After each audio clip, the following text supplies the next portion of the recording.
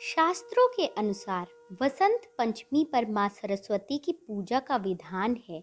इस त्योहार पर श्रद्धालु पीले वस्त्र धारण कर मां सरस्वती की आराधना करते हैं। साथ ही बच्चों का विद्यारंभ संस्कार भी इसी दिन किया जाता है। माह मास के शुक्ल पक्ष की पंचमी तिथि को वसंत पंचमी का त्योहार मनाया जाता है। इस खास दिन पर देवी सरस्वती की पूजा होती है।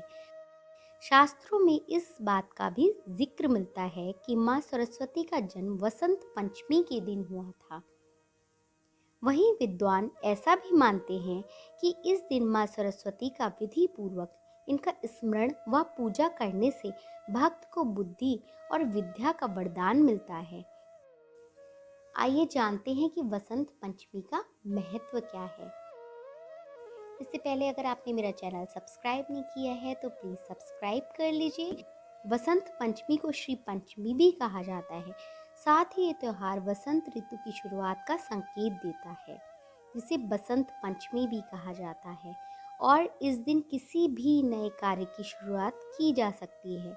इस दिन अबूझ मुहूर्त रहता है, यानी कि लोग बिना पंचांग देखे पूरे दिन में किसी भी वक्त अपने काम को अंजाम दे सकते हैं। इस दिन परिवार में छोटे बच्चों को पहली बार किताब और कलम पकड़ाने की भी मान्यता है। विद्या का आरंभ करने के लिए ये दिन शुभ माना जाता है। हिंदू धर्म की मान्यताओं के अनुसार ज्ञान देवी मां सरस्वती शुक्ल पक्ष की पंचमी तिथि को ही ब्रह्मा जी के मुख से प्रकट हुई थी।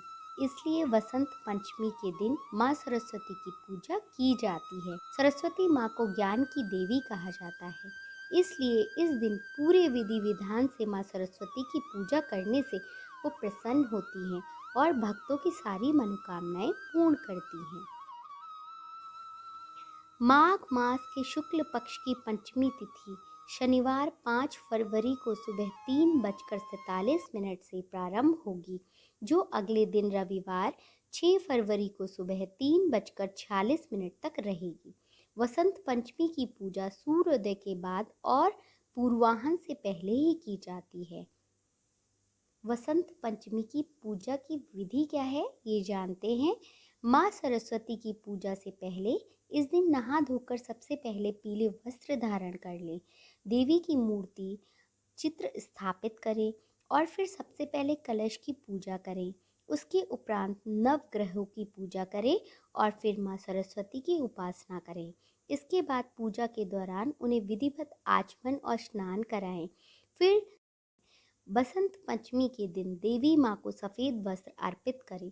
साथ ही खीर अथवा दूध से बने प्रसाद का भोग लगाएं।